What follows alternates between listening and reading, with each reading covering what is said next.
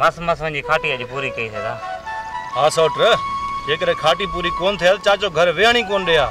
सच तो चयो दा, अॼु जेकॾहिं खाटी पूरी न कयूं हा चाचो घर में मानी ठाणी कोन ॾेई हा। इनमें बाबा जो कहिड़ो ॾो आहे? खाटी खटण में पाण देर कई थे वरी बाबा ते काढ़ियो तो। अदा पानी भी तो कोन पियो चढ़े न, तॾहिं चाचो सच पियो चवे। हाणे हलंदा या रात ते रहंदा वे? उथो भला सिज लहण वारो आहे, घरां तैयार थी होटल त में चक्कर हणी अचूं। हाँ यार चाय जी ॾाढी सिक लगी आहे।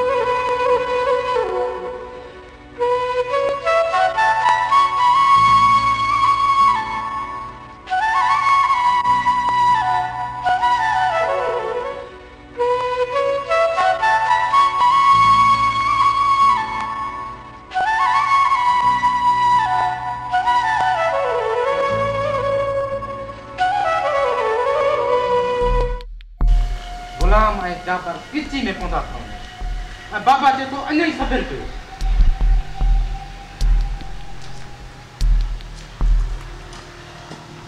छा गाल सौट खैर ता है न? वरी छा थियो सौट? सौट शहर खां वापस अचां पियो। गुलाम वारा दाणी गुजी गाड़ी जे अॻियां आया। इहो शुक्र त मां गाड़ी संभाले वियुमि, न त मूंखे ॾाढा धक लॻे न। अदा अॼु मां माल सां हुयुसि त जाबिर मूंखे ॾाढा धड़का ॾिना। सौट चाचा कोन हुयो छा? बाबा सुतल हुयो ऐं जॾहिं बाबा आयो त जाबिर अड़ो बाबे सां बि चिड़ी पियो। अदा हाणे उन्हनि जो छा कजे? उन्हनि जो बिलो करणो ई पवंदो। जेसीं ताईं उन्हनि खे सट कोन ॾींदासीं त हू कोन मुणंदा। अॼु जाबिर चए पियो जेकॾहिं ॿीहर भेल थी त टंगू भञी छॾींदोसांव। जाबिर जे पीउ जे कड़े ते वेठा आहियूं जो हू टंगू भञंदो। भाग भाग घोटणी पवंदी या को मसाले जा पैसा बि आहिनि? उस्ताद मुंहिंजे खिसे में त रुपयो बि न आहे अॼु। भला 10 रुपया कढ त कारा मिर्च घुरायूं न। दूधू तो वटि घणा पिया आहिनि? बाबल मूं वटि 20 रुपया पिया आहिनि। पोइ खिसक दुकान ते 10 रुपए जा कारा मिर्च वठी आ, 10 रुपए जी खंड वठी आ। तव्हां तयारी कयो त मां वठी थो अचां।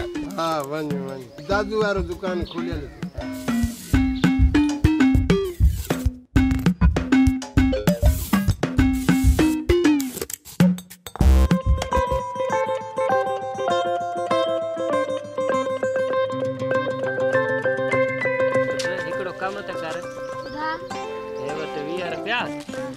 जी खंड 10 जा कारा मिर्च वठी अच। जल्दी मोट जाए।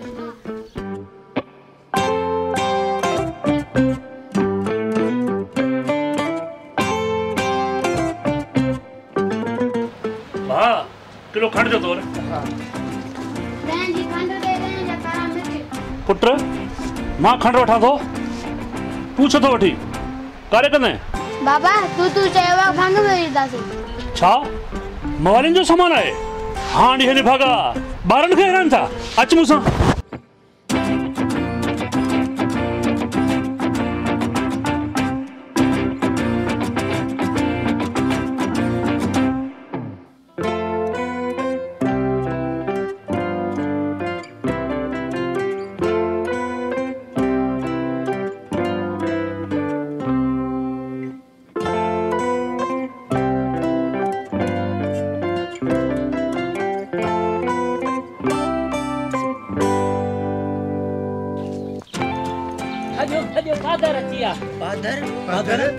पादर केड़ा पादर मु खंडराई मिर्च जा पैसा जाबर जे पुट खेड़ना छोरो क्यों के वर्ती अचे तो खुदा जी मां दोदू सफा कोहाय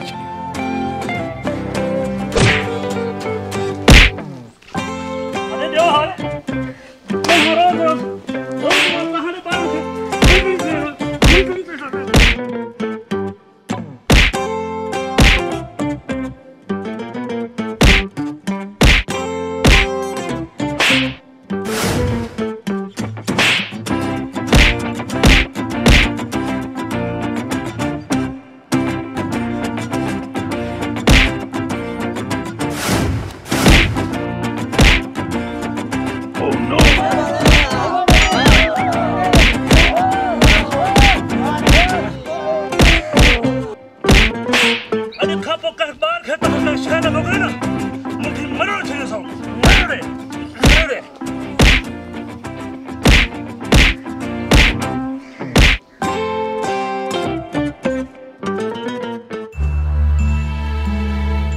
बाबा साईं जाबिर वारनि जा ज़ुल्म ॾींहों ॾींहुं वधंदा पिया वञनि हाणे तव्हां ई ॿुधायो त असां अञा केसीं ताईं सबुरु कयूं आख़िर जाबिर वारा तव्हांजे मथां एतिरो ॾमरियल छो आहिनि को बि सबबु न आहे बाबा साईं का ॻाल्हि त हूंदी न इक़बाल हू ईअं छिता त न आहिनि थिया ईअं ई बाबा साईं थोरी घणी ॻाल्हि तां फ़सुल जी भेल तां पंहिंजो माल संभालियो त पोइ ईअं छो थिए जुमा तूं छा थो सम्झी असां हथ सां फ़सुल भेलाईंदा आहियूं असांजी फ़सुल जी भेल नथी थिए ईअं त आहे कंहिं जानवर जे ॿिनि तीलनि खाइण सां को फ़सुल तबाह न आहे थींदो बाबा साईं वाटर में पाणी सवायो हुयो ऐं थोरो वाटर उथलियो तीअं जाबिर वारा होश खां बि निकिरी विया हुया जेकॾहिं वाटर जी खाटी खणायो आहे त वाटर छो उथले आहे वाटर जी खाटी खणाए छॾी आहे पर जो हल्की रूण थिए थी न इहो जाबिर होश मां निकिरी थो वञे बाबा साईं उन्हनि जो इहो ई इरादो आहे त असां पंहिंजी ज़मीन विकिणी उन्हनि खे ॾियूं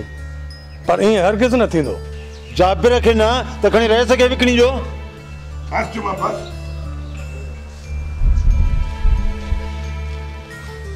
मां कंहिंजी ज़मीन में अॼु ताईं नज़र न आहे विधी इक़बाल तूं सबुरु कर मां जाबिर वारनि खे घुराए उन्हनि खे सम्झायां थो ख़ुदा कंदो त तोसां वरी खोंस न कंदा ऐं जेकॾहिं नथा सम्झनि त पोइ उन्हनि जी ॾिंगाई खे मां पाण ॼाणींदुसि